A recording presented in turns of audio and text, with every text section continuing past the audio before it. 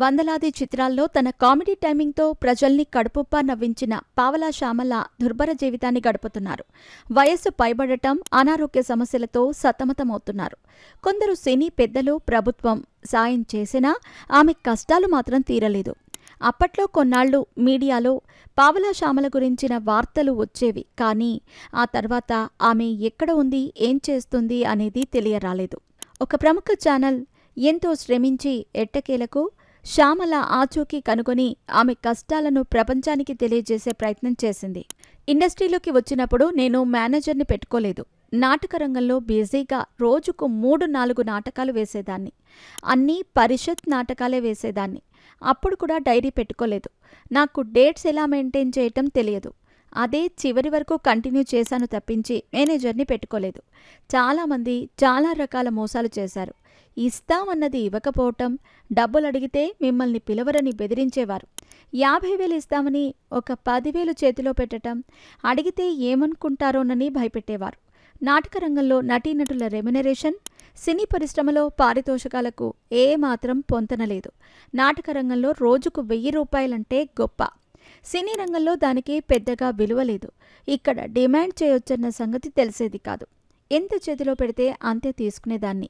పరిస్థితులు, సినీ పరిశ్రమపై స్పష్టమైన అవగాహన వచ్చే నాటికి నా చేయి దాటిపోయింది అని పావలా శ్యామల ఆవేదన వ్యక్తం చేశారు. ఉన్నదానితో సంతృప్తి పడటమే నాకు మొదటి నుంచి అలవాటు. గైడ్ చేసేవాళ్ళు, ఇలా వెళ్ళమని చెప్పేవాళ్ళు లేరు. మీరు డిమాండ్ చేశారంటే ఎవ్వరూ మిమ్మల్ని పిలవరని భయపెట్టేవాళ్ళు. ఇది నాటకరంగం కాదని, సినిమా అని మాట్లాడేవాళ్ళని దాంతో భయం వేసేది. అయినా మొదటి నుంచి గైడ్ చేస్తే వినే రకం కాదు. సినీ పరిశ్రమలో ఎదుటి వ్యక్తి ముందు వినయ విధేయతలు ఉన్నట్టు నటిస్తేనే పైకొస్తారు. గుంటూరులోని ఎల్వీఆర్ క్లబ్లో నా నాటకం చూసి కోటీశ్వరులు డబ్బులు విసిరేసేవారు. దాసరి నారాయణరావు వంటి పెద్దలు కూడా నా నాటకానికి మెచ్చుకునేవారు. గ్లామర్ లేకపోయినా, నల్లగా ఉన్నా, ఆర్టిస్ట్గా మంచి స్థాయిలో ఉన్నప్పుడే నాటకరంగం నుంచి సినీ పరిశ్రమలో అడుగుపెట్టా. ఆ స్థాయిలో బతకట్టం వల్లే ఇక్కడ ఎవరైనా ఒక మాట అంటే పడేదాన్ని కాదు అంటూ నాటి అనుభవాలను పావలా శ్యామల గుర్తు చేసుకున్నారు. నాటకరంగంలో ఎన్నో ప్రశంసలు, సన్మానాలు పొంది ఇక్కడికి వచ్చా. నటన తప్పించి మరో పని చేత కాదు. ఆర్టిస్ట్ అనేవాడికి వేరే పని రాదు. చనిపోయేటప్పుడు కూడా నటిస్తూనే చనిపోతాడు. నాటకరంగంలో మహామహుల చేత పాదాభివందనం చేయించుకున్నా. ఆంధ్రావాలాలో నా నటనకు ఎన్నో ప్రశంసలు దక్కేవి. నెల్లూరు నుంచి ఫోన్లు చేసి మరీ అభినందించేవారు. కొన్ని థియేటర్లలో సినిమా అయిపోయి అంతా వెళ్ళిపోయేటప్పుడు నా సీన్స్ వేసేవారు. జనగణమన ఎలా వేస్తారో అలాగే వెళ్ళిపోయేవారు కూడా ఆగిపోయి ఆ సీన్ చూసి వెళ్ళిపోయేవారు. ఓసారి నేను ఆటో కోసం బస్టాండ్లో నిలబడితే డాక్టర్ డి రామానాయుడు గారు కారులో వెళుతూ నన్ను చూసి వెనక్కి వచ్చి కారు దిగి, బాగా చేశావు, నేనైతే నవ్వలేక చచ్చానని మెచ్చుకున్నారు. గోల్మాల్లో నేను చేసిన నటన కూడా అందరికీ నచ్చింది. ఇటీవల డాక్టర్ దగ్గరికి వెళితే మీరే కదమ్మా అని గుర్తుపట్టి పలకరించారు. ఆ సినిమాలోని బాయ్ అనే డైలాగ్ని ఓ కుర్రాడు వాళ్ల స్కూల్లో అరగంట పాటు చెప్పుకొని నవ్వుకున్నారట. ఆ డైలాగ్ చెప్పింది నేనే అయినా అదంతా పూరి గారి గొప్పతనమే. గోలీమార్ షూటింగ్ సందర్భంగా ఈ సీన్ గురించి మధ్యాహ్నం వరకు అనుకున్నారట.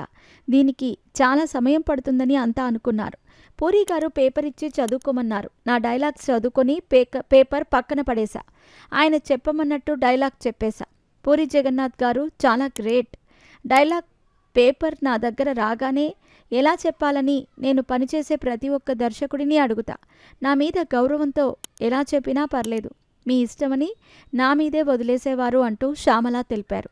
నాకు అండగా నిలబడతామని అంతా వస్తారు. మా మేనేజర్ మీకు అన్నీ చేస్తారని అతని నెంబర్ ఇచ్చేవాళ్ళు. కానీ ఎవ్వరూ నా గోడు వినేవాళ్లు కాదు.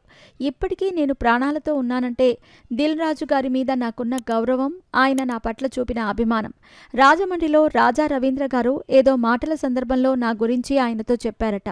దిల్ రాజు గారు అప్పటికప్పుడు రాజమండ్రి నుంచి నాకు నేరుగా ఫోన్ చేసి, అమ్మా మీరు బాధపడొద్దు, నేను నెలకు 15,000 పంపిస్తాను, తర్వాతి సినిమాలో మీకు మంచి క్యారెక్టర్ ఇస్తానని చెప్పారు. కానీ పంపలేదు. ఏం జరిగిందో నాకు తెలియలేదు.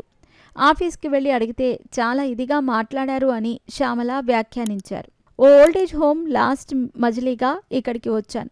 మనం బాగా బ్రతికి వచ్చిన వాళ్ళం. ఆ పొగరు ఇంకా తగ్గలేదు. మన పరిస్థితి బాలేనప్పుడు అడ్జస్ట్ కావాలి, కానీ కాలేకపోతున్నా. నాకున్న జబ్బు నయమై తిరిగి ఆర్టిస్ట్గా బతికే పరిస్థితి లేదు. నా బిడ్డ అనాథగా మారిపోతుంది. ఆమెకు కాలు లేదు.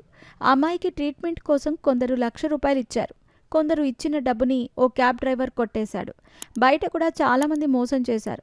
కాలు లేకపోవటం వల్ల లేచి కూర్చోలేదు. పని పిల్లను పెట్టుకునే తాహతు లేదు. నా బిడ్డను అనాథగా వదిలి చనిపోతానేమో, ట్రీట్మెంట్ చేయిస్తే కొద్ది రోజులు బ్రతుకుతా అని శ్యామల కన్నీటి పర్యంతమయ్యారు.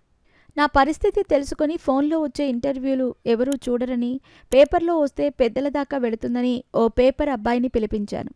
మా అసోసియేషన్ వాళ్ళు నాకు చాలా సాయం చేసినట్టుగా చెప్పుకున్నారు. కానీ నాకు ₹1 కూడా సాయం చేయలేదు. విష్ణు గారు వచ్చాక ఆయన్ని తీసుకుని వస్తామని మా వాళ్ళు చెప్పారు. నన్ను ఇంటర్వ్యూ చేయడానికి వచ్చేవాళ్ళు ఇచ్చే డబ్బులతోనే బ్రతుకుతున్నాం. కేసీఆర్ గారు సీఎంగా ఉన్నప్పుడు నాకు 10,000 పెన్షన్ ఇచ్చేవారు. అది ఇప్పటికీ వస్తూనే ఉంది. మా వాళ్ళు 6,000 వేస్తారని చిరంజీవి గారు ₹1,00,000 కట్టి నాకు మాలో మెంబర్షిప్ ఇప్పించారు.